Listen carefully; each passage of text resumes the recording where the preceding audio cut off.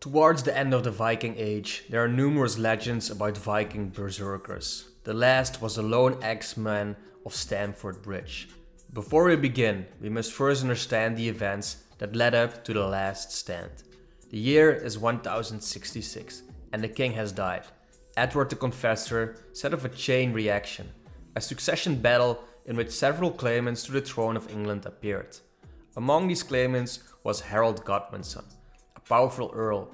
King Edward the Confessor died after his father Godwin of Wessex died. Is there no heir? It was up to the Whitson to decide who would be king. Godwin's son Harold. Toast was Harold's young brother. Godwinson, the Earl of Northumbria, but Tostig would have some of the land and is incapable of self-government. He was never well liked by the Northumbrian ruling class. He even was assassinated several Northumbrian ruling families. He came from the south of England, which had a very different culture than the north. The Thanes of York eventually rebelled against Tostig's rule, killing all of his officials. Tostig's brother Harold agreed with the rebels' demands, but Tostig refused to accept them.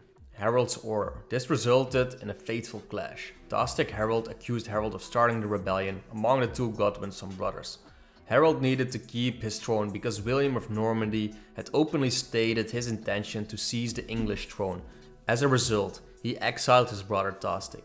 He needed to make certain that the northern earls remained loyal to him. And we will exile you if you don't like and subscribe our channel right now.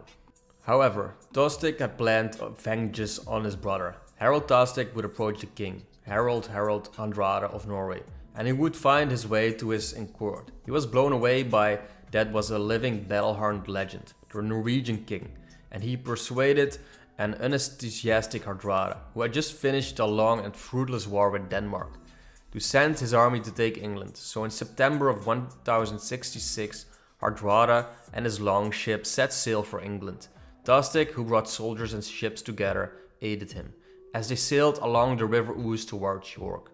They would soon reach the mouth of Harold's army, which was marching swiftly across the Humber River. They made their way to York, where they were staying.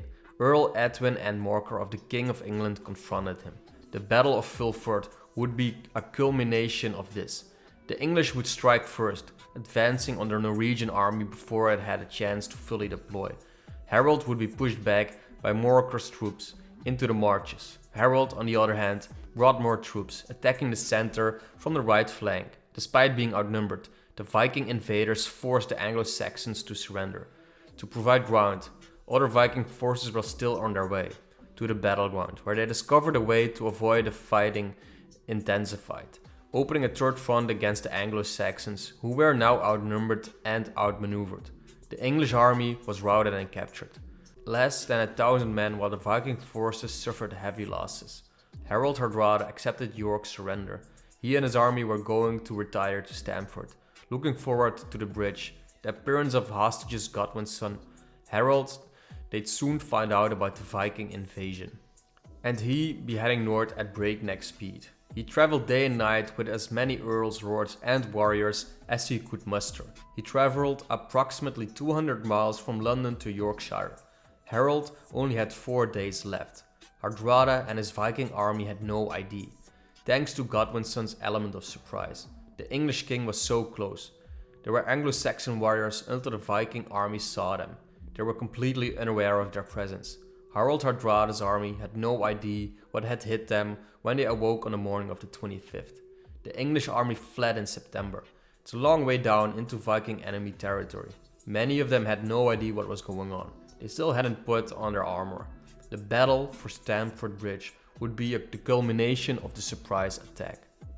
The Vikings appeared to have made quick progress. They took a defensive stance in the front line, whereas the vast majority of the army they retreated across the bridge to the Derwent River's eastern bank. The Norsemen who stood and bided their time, the others were quickly dispatched. However, one man emerged from among them to stand guard on the bridge, awaiting the English enemy forces' ferocity.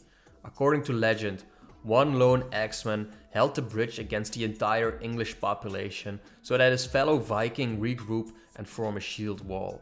He is said to have been a Viking, Berserker, has gone through the process of losing his humanity. This new warrior would no longer be an ordinary man after bonding with the savage world, but a warrior shaman who could communicate with the spirit of the bear. The spirit provided him with strength in this manner. The berserker's ferocity allows him to go beyond the bounds of humanity and fight with a trance-like ferocity. Because the bridge was narrow, only a few soldiers could pass through, so that the berserker could die fighting his fullest. Embracing his rage abilities, as well as his supernatural strength and resilience, Englishmen would charge the Viking berserker, only to be killed instantly. The Norseman wielded his two-handed great axe with ferocity. He slaughtered every man who stood in his way, but every time an Englishman died, one would run over his body and another would fight the berserker. Finally, 40 Anglo-Saxon warriors were slaughtered on the bridge. None, even the lone berserker, had a tough time. Finally, a brave English soldier, the Viking warrior, whoever just beneath the half-barreled, he stabbed the berserker in the groin, knocking him to the ground, allowed the English to assassinate the legendary warrior. But how did this unmanned warrior have the strength, stamina, and tenacity to kill 40 warriors all at once? One explanation is that he was the berserker state, embodying the spirit of the bear. The berserker would then perish as a result of the human strength and savagery. In terms of blood loss and fatigue, the body is being pushed beyond its physical limits.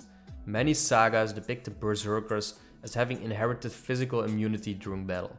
Many story has it that no weapon would bite them, and how neither fire nor ice could harm them. This explains the concept of immunity, as the shaman warrior may sustain wounds like while in berserker mode. However, due to the savage nature of their embodying spirit, they would disregard the injuries, until they were no longer in the berserker state. This is what happened during the battle, according to the Anglo-Saxon Chronicle. The English pursued the Northman there. He was one of the Norwegians who understood the English people so well that they could not cross the bridge or win the war. Then an Englishman fired at him, but it had no effect. Then another came under the bridge and pierced him horribly inwards with the coat of mail. Then came Harold, King of England, over the bridge and pushed him forward and slaughtered the Norwegians there. This passage is significantly because it states that an Englishman aimed a gun at him, but it was ineffective. This could imply that the berserker was struck with a javelin, but it had no effect due to his frenzy. And he just kept fighting as if nothing had happened. Nonetheless, the unmanned warrior died. Harold HARDRADA has more knowledge and experience in warfare than any other man on the planet. The battlefield became engulfed in thick fog as a result of the fighting. The 50-year-old veteran held a sword with only two hands and no armor. They collided with the English army. Death was not on his mind, as it had been many times before. He fought fearlessly, but fate works in mysterious ways. Harold HARDRADA, the most accomplished warrior in attendance, was struck in the throat with an arrow, as well as at Stamford Bridge. He bled out and died. Thusty Godwinson, Harold Godwinson's brother, was arrested. He was also killed in the battle. As a result, the Viking Age came to an end. Because of the last great Viking king, Harold, England was no longer in danger of Viking invasions. Dying on English soil, the last stand of the lone berserker has ended. It has become legendary. I had the impression that some Vikings left an indelible impression on the English. Warriors could go berserk and gain supernatural abilities as a result. Unfortunately, the name of Viking Berserker has been lost to time, but we will never forget his heroic deed. If you want to learn more about berserkers and Ulfhenda warriors, please see the video you see on screen right now. And if you enjoyed the video, like and subscribe, and I will see you in the next one.